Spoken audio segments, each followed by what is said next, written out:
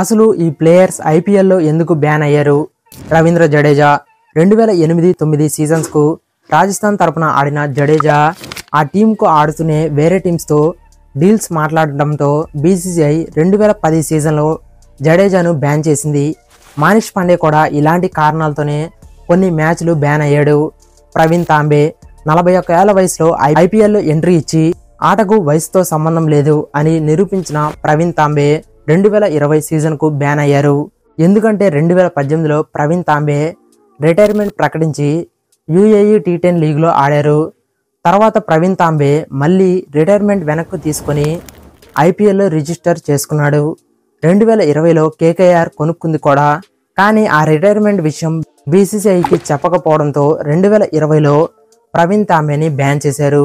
ఎందుకంటే మన ప్లేయర్లు ఫారిన్ లీగ్లు ఆడాలంటే బీసీసీఐ పర్మిషన్ కావాలి.